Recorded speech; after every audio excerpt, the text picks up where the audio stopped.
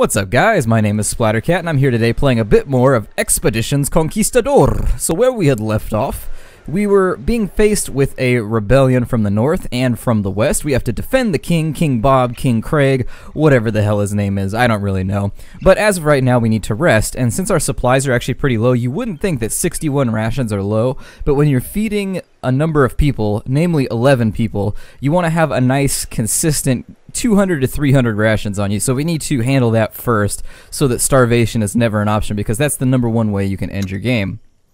And so here in the forest, I'm going to have my doctors do herbalism to get some more medicines that we can trade in the future. I'm going to put my hunters obviously on hunting duty, and then I'm going to put Julio Barreto here. He's my scholar. I'm actually going to have him tinker, and so we'll talk about the invention system. So you can assign somebody with tinkering skill to your inventions, and as you unlock inventions, it gives you passive buffs that will run for the rest of the game. So for right now, we're going to start on cart, because movement is very important to me. I want to be able to move a lot, and so in 8 days, he will have unlocked cart level 1, and we'll get +1 to our movement. And so we lost 8 rations because wild animals ate them. Lovely. Food's already bad enough, and we got animals stealing our stuff.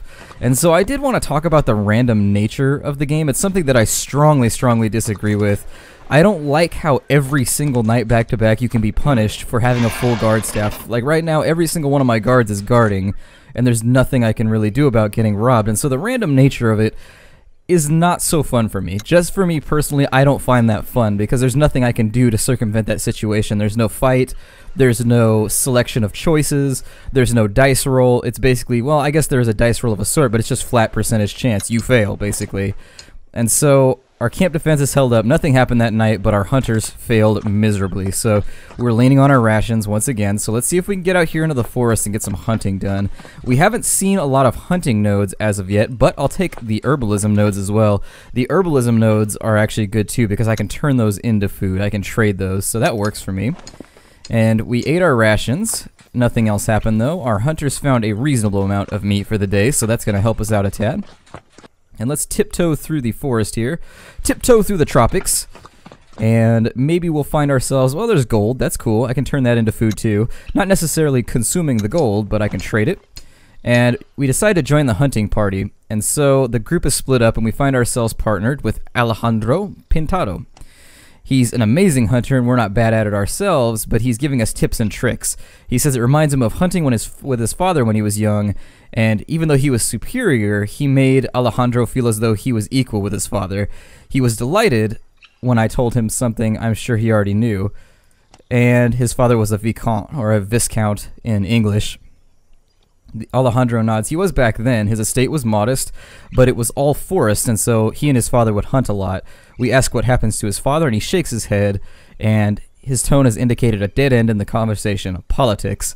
And so I'm not gonna press the issue. I'm gonna remain silent. You know, dudes, you know how it goes. You don't want to press tender subject. You don't want to poke a bruise and end up, making an enemy. So we follow him through some woods for a while, and we ask him if he found it hard becoming a woodsman after being noble. Or I'm sorry, he's asking us if we find it hard to be in the woods after being a noble. And nah. We'll say that we grew up with a hunting father. Oh good, and he gained morale. That's good, because I think he was low on morale. And so he said that it explains why we're so at home with our surroundings, and he understands what it's like to change your life situation, even though you thought something different would happen. And then there's a long period of science, and he says he feels close to God out here in a simpler state of being, away from politics and deceit. He picks up the trail, and we find the peccaries we were tracking. And unfortunately, finding the peccaries did not add them to our inventory as food, alas. But for those of you that don't know, a peccary is like a little pig. It's like a wild boar, basically. If you never come across a peccary, those from the southwest will be familiar, like javelinas, things like that. And so we're gonna rest for the day here. We have a high hunt difficulty, which is unfortunate, but we pulled it out. So we gained 6 oil and 11 meat. I do wish, if we go to my inventory here, I really wish that we could trade our craftables.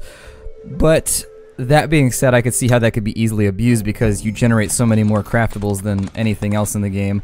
Let's stick to the road for right now. And we've got enough. Oh, there's one right. Oh, there's 2. Okay, so this is a good opportunity to. There we go. We got piggy #1.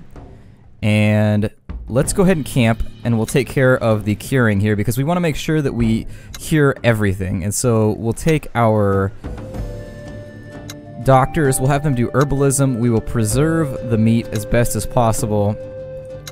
And this is one point where having three of the hunters is going to help us out. And so we'll lose one meat tonight, but that's fine. We lost 96 valuables, unfortunate. And so let's go over here and we'll hunt this one as well. Hopefully he gives us, okay, 19 meat, I accept that. We did not find any meat last night, which is a little bit of a problem. But this is the early phase of the game, and what I found through playing this a bit is that this early phase is pretty important for getting yourself situated. You don't want to go try and tackle your goals too early because you will regret it. Now over here, it looks like we have a Taino village, which by the way I googled, and it's actually just the name of a tribe. I was worried that it was like some Spanish epithet or something. My Spanish is okay, but you know, it doesn't handle classical insults. So we've got preservation going on, and we're going to eat most of the meat that we hunted today, which is disappointing. But we can send out a hunting party right now, which is what we're going to do. So we'll send people out to hunt at the moment, and then we're also going to put her on patrol since we have a low patrol chance here. And so we gain 8 rations from our patrol. Oh, never mind. That was from the... We preserve meat. Okay, and then we gained 11 meat from our hunt. So we're in a little bit better of a situation right now, but we still want to play it close to the chest. Let's see if these natives have anything that we can trade for. They tend to be pretty greedy for medicines and treasure, so it seems to make it a little bit easier to get things out of them. So the village is fairly well hidden in the middle of the densest, wildest jungle on Hispaniola. Its inhabitants don't show up to welcome us. Instead, warriors watch us from a distance a good half hour before you reach the village. The troops sidle into the settlement, and it has about 20 huts. The inhabitants are hidden away in their homes, and the warriors have assembled in the village center, taking up a menacing position around their cacique, a tall and strong-looking man in his 30s. Buenos dias, I am El Gato dos Plunder. These are my people. We have no hostile intentions. That's right, I don't want to fight right now. And so aggressive people in my party get grumpy about that. They want to just kick the Christ out of these guys, and frankly, I see no point since they're not being hostile. He says his name is Nibagua, and he has warriors and does not trust us. And so we have food, medicine, and things to trade.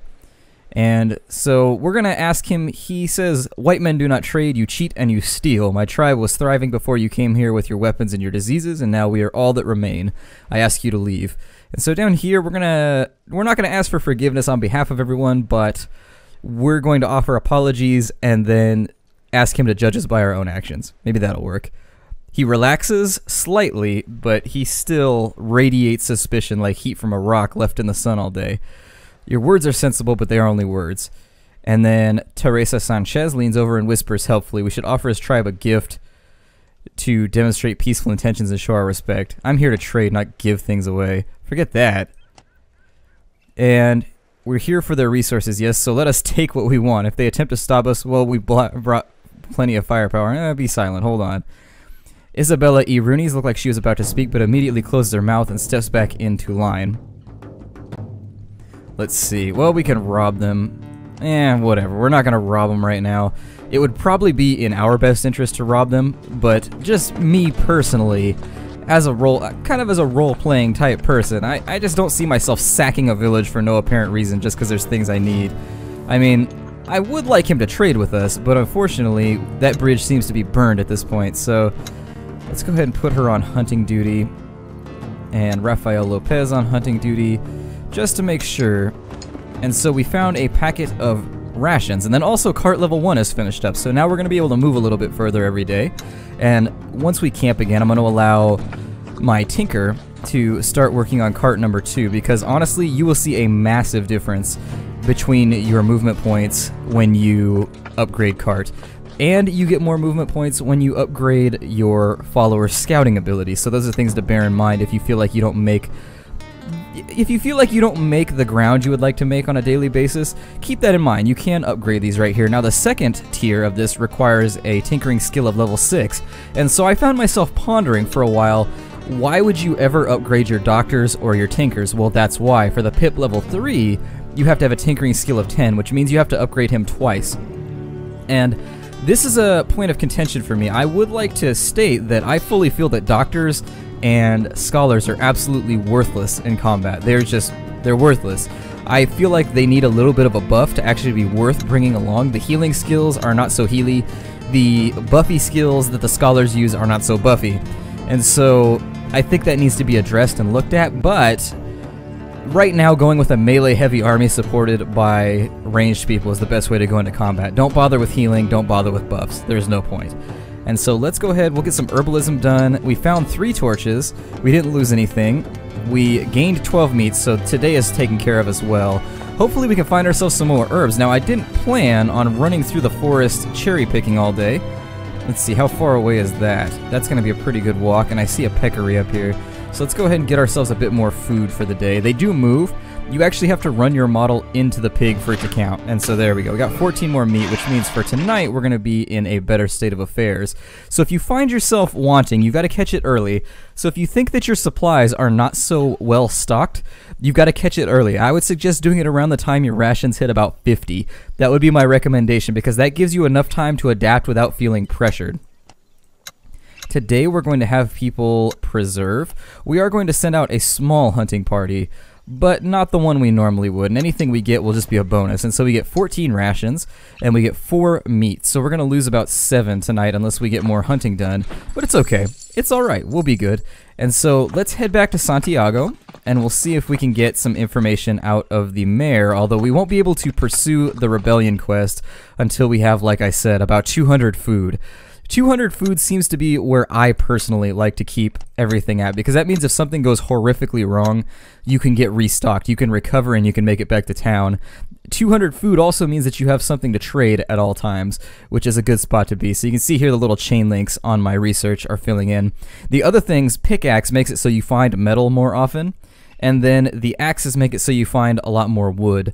The tents randomly, I think, raise. It says that it's a single time morale boost, and I don't know if you click it to make that work, but I have no idea how these work. It says they're single time use, so I tend to go for the passives that I know are permanent. I'll probably Google these or, you know, look at a wiki to figure out whether they give you a random chance every day to raise your enthusiasm or whether it just kind of is a button that you click and it raises everybody by 1 point. I mean, if you research all of them, it's going to give you +6 to morale, which is enormous considering morale runs from 0 to 6. That means if you click all 3 of them, you can top people off instantly in a very dire situation. So it seems to be it's a good oh shit handle. Like, you guys know what an oh shit handle is. Basically in your car, you know that little handle by the window that you grab onto whenever your friend driving does some like dumbass stunt? That's the oh shit handle. And so that's how I respond to things that are kind of like your backup plan. It's your oh shit handle. And so there's a couple things we can do in Santiago down here. We can go down to here and we can get net traps. And net traps are pretty good because they stun your opponent for 1 turn, but they're expensive. And given how meager our supplies are right now, like, we have some valuables, we have some rations, we have a lot of medicine, so I'm going to try and turn that medicine into more food if I can. But the net traps are pretty good. The net traps are reasonable. They're better than the barricades in my opinion. And so let's go to the market here. And we're not going to go through all the flavor text. Oh, never mind. Let's see here. Oh, that's right. We have the shipment of Bibles that we're bringing to Senor Tavares here at the market. And so let's give him the shipment. He says that he's glad that the pious friar has managed to find people to bring the Bibles out, and he promised payment, 1,500 valuables. We're going to be honest and say we hadn't been told of that, but we will be grateful for it. And so we got 1,500 treasure and 50 experience, both of which are going to be massively useful to us. The treasure is that's like life-changing right there. So we're going to trade medicine first, because I don't think we're going to need 88 medicine. About 50 medicine, 40 to 50 seems to be a good spot to keep it. That's enough to where you can cure a number of people for any random things that come up. And it's in high demand, which means we have good bargaining power with it right now. And so we're going to get ourselves, let's go 28. Yeah, that's a nice even number. That's going to put us right at 60. So there we go. We have 108 rations, and then do they want treasure? No, they don't really want treasure. How much equipment can we get for the treasure? Well, not enough to make me really, really want it. We can also buy out the rest of his food for a reasonable cost, so that's what I'm going to do. So 140 rations, I'm feeling much more comfortable. And now let's go talk to this lady right here, and we ask an off-duty. Basically, we had to come to Santiago, if you recall. Let's do a recap of the quest. We had to go talk to the captain in Santiago to find out about the rebels up here in the north. So we ask an off-duty soldier for Capitan Leandra, and we were pointed to a house near the center of town. We knock the door, and there's the sound of swearing, and then calm, heavy footsteps as the door is answered by Leandra. She's a tall and lean woman with long black hair, and she has an angular face, which is not tied. I was going to say her face is tied into a tight ponytail, but that would be an impressive feat of agility there. But her hair is tied into a ponytail. She regards us with inquisitive eyes that almost crackle with intelligence. Yes, Leandra Vizcaino, I've been asked to assist with your rebel problem. Yes, our rebel problem. And we're going to say that it looks well protected. She says they do what they can, but there are so many rebels, and there are only so many of us to defend against them. And we will not stop till all of us are dead. And then I say, we will make sure that never comes to pass.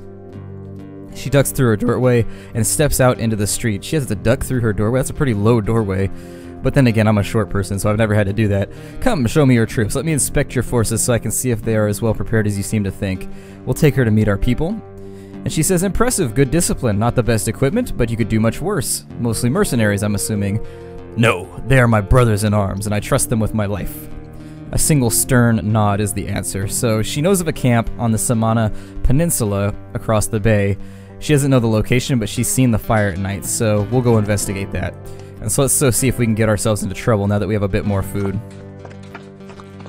Hopefully we'll be able to supplement our food intake as we go down the beach as well. I think beaches tend to be a little bit better for feeding.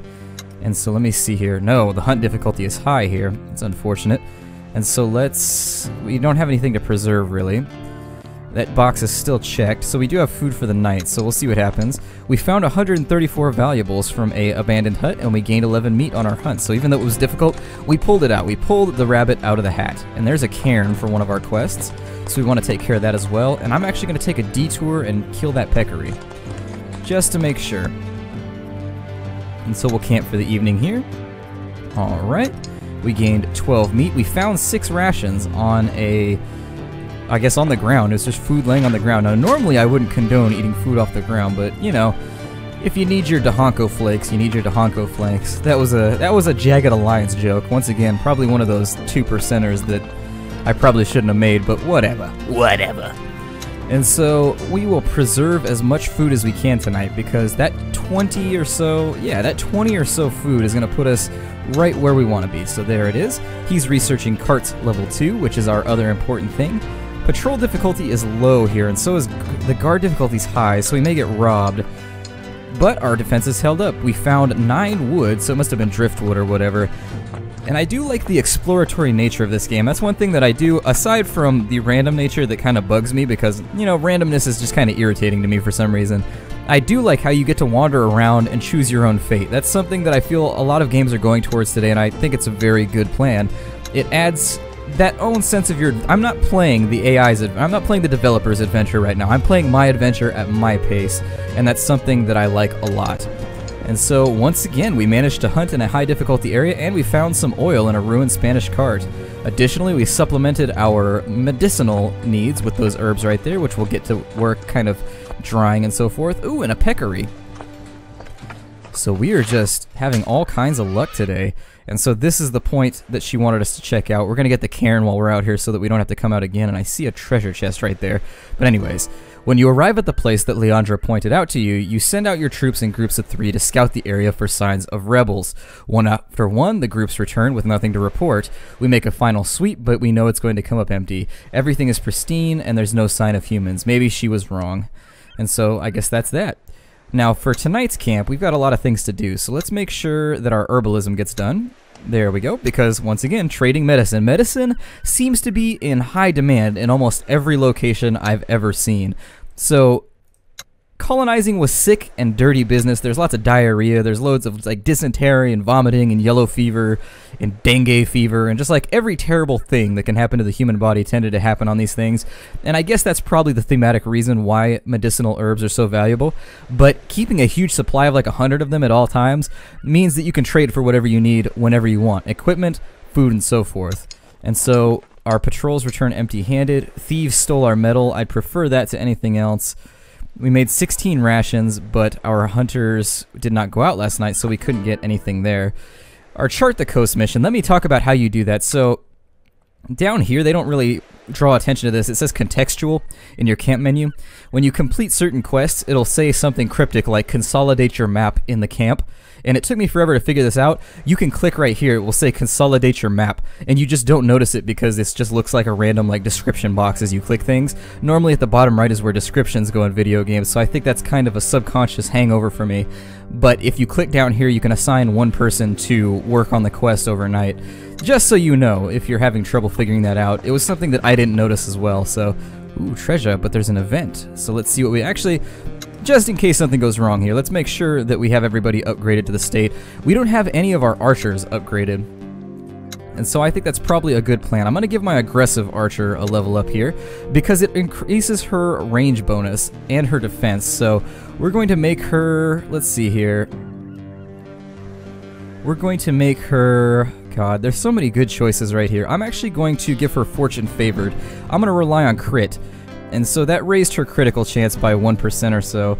Although, I don't know why. She has a weird critical chance. Does she use a bow by chance? No, she uses an arquebus. That's weird. I thought her chance to crit was 4% and then it goes up to 6% on the first level up. Probably should have checked a little better, but it's fine. Whatever. We'll go with... Which one makes us move faster? Let's see here. I thought one of these makes us travel quicker. But I'm just going to increase her hunting skill so that she gets better at it. You always want to have people being specialists at what they do in your group. And do we have any equipment left over? No, we have 0 equipment. Okay, so to battle!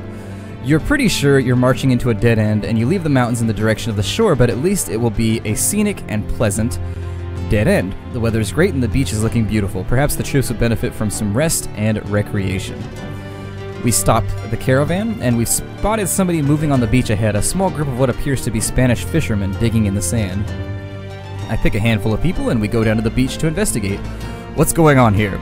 The 5 men have jumped to their feet and dropped their shovels. We notice that they're armed, very well armed for fishermen, in fact, and they all have arquebuses and swords. It seems like arquebuses would be arquebuy, like it just seems easier, but anyways. Perhaps they are former army soldiers. The oldest of the fishermen steps forward. This does not concern you, Conquistador. Be reasonable. We'll tell him to be reasonable, we're just being courteous. And he suggests we take our men, turn around, and leave the way we came. Julio Barreto clears his throat. Capitan, the chest that they are burying is used by the royal treasurer. It may have been stolen from a supply ship to Santo Domingo. It may be full of Spanish gold. And come to think of it, it looked like they were burying the chest, not digging it out. Precisely, mi senor. They were bearing stolen goods, gold that may have been stolen from the king. We should confiscate the chest. Very well, let us confiscate the chest. And so, everybody in the group agrees except for Isabella Irunes, and she's saying we would condemn them to die on suspicion of theft. And Vidal barks back, annoyed. It's obvious what's going on here, and remember, Isabella, they've stolen from King Carlos. And I tell everybody to settle down, and we will surround them and seize the chest. And we will begin the battle. So let's choose who goes into the fight here. We're going to take, obviously, our geared up guys.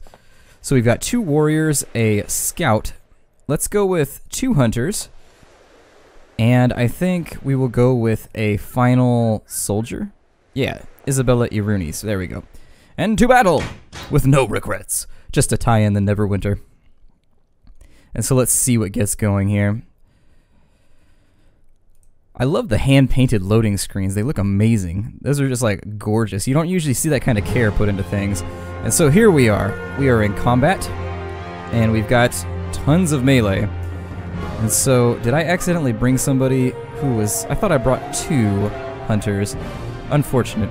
Now at this point we can lay down traps, but I don't much see the point. It's 5 versus 6. We should be able to steamroll this fairly easily. I'm just going to close distance, and we're going to be really aggressive on this one. He's blocked that attack. And we're going to fire from there.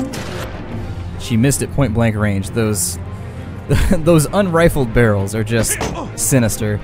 And so I am going to just dogpile on this guy. Now, one thing I will say about the AI is it is pretty intelligent. What you'll find with the AI is that it also focuses fire on you. I noticed that in the earlier betas, people had made the complaint that the mobs did not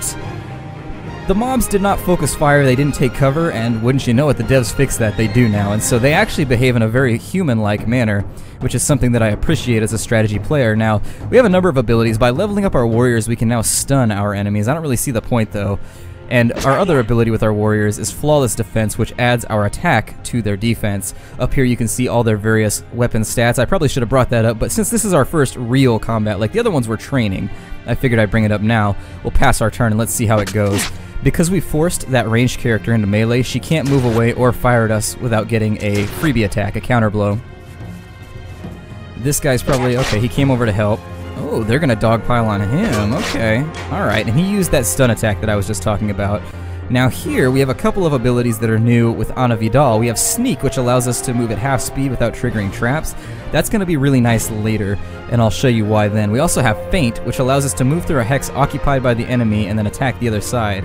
Now we have the opportunity to flank here, which I think is what I'm gonna go for. And so, I don't know if that's going to count as a flank, but I know if you're on opposite sides it counts as a flank, so we'll see how it goes. Oh no, and I messed that up. I messed that up very badly, and if I step away now I get attack of opportunity. Weak. That was me just being an idiot. And so, part of me thinks that it's worth it to take the attack of opportunity, but maybe not. Let's see here. How do I want to arrange this? I suppose I'll bring my hunter back over here, and she'll take a shot from there. There we go. That guy is out of moves. He's stunned, which is unfortunate. I should have used the stun right here on this guy. That's how I made my mistake. What does that do? Oh, it's actually going to let me move now. Can I move? Let's see here. Oh, okay. Alright. So that allowed me to move out without catching a attack of opportunity. We're going to put him right here, and our goal now is going to be to stun this gent. There we go. And now that he's stunned, ooh, I was hoping I could move out of range, and I was just gonna eat this attack of opportunity right here, but I guess we'll take what we take. And so there we are. We've closed distance. Everything is looking mighty fine. We may end up with somebody wounded on this one though, which, you know, kind of sucks, but it'll give me an opportunity to go over how people recover one more time. And so we took some hits there. Oh, never mind. He took attacks of opportunity? Why did he do that? I'm not sure why the AI made that stark decision. That was a very poor strategic decision. And you can modify the AI behavior in the options, so you can make them harder, smarter, and so forth. You can make it so they avoid making mistakes. Mine is set to normal right now, so it says they occasionally make mistakes. But I've noticed that they've been pretty liberal about the way in which they move around the map, so they get hit by attacks of opportunity pretty frequently. I get hit by attacks of opportunity pretty frequently, so it takes a bit to learn how the system works. We'll fire a shot at their hunter, and then I think that just about sums up the turn. We'll get everybody to close with her as much as possible. I do think movement is a little out of control in the game. Like, it seems like you can move across the entire map very rapidly, but I have yet to judge. I'm thinking maybe later there will be better ways to gain distance with your hunters and things of that nature. But for now, we should be able to finish this fight off in this turn, assuming things don't go horrifically wrong, and that's going to be our fight. And so down they go. And a flawless victory. Nobody goes down. We continue, and then we'll see what our spoils are. So we got 2 equipment. That's actually really good. That's more valuable than any money they could have given us. And the fishermen have military training, but we dispatch them nonetheless. And so the people search their bodies, and we find a few of their arquebuses that could be used. And then we look at the main prize, the buried chest. We drag it, and much to everyone's surprise, the lid creaks open to reveal it's full of silver coins. It would appear to be that our suspicions were correct. The fishermen were bandits that robbed a supply ship. 3,600 valuables, so we are loaded right now. We also gained 100 experience, which is enough to upgrade a unit. And so I think we're right at about the point now where I can break off the episode. We got our combat done, which is what I was hoping for. I moved a little quickly, and I did adjust the combat speed so it didn't take so long to move around and attack. While I'm off camera, I'll probably cut it off here anyways. But I look forward to seeing you guys next time. Thank you for joining me here. The game is Expeditions Conquistador. I like saying Conquistador. It feels more festive. I don't know. It makes me feel just like I'm in a fiesta. Anyways, I hope you enjoyed the video, and I will see you guys next time, and take care out there, everybody.